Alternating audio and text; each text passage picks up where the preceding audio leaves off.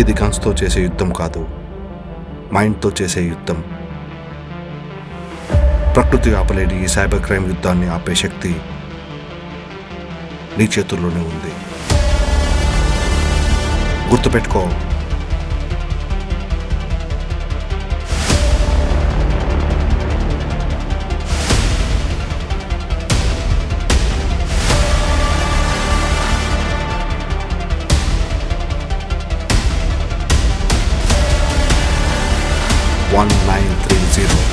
నీ ఒక్క కాల్ ఎవరి జీవితాలైనా కాపాడగలదు.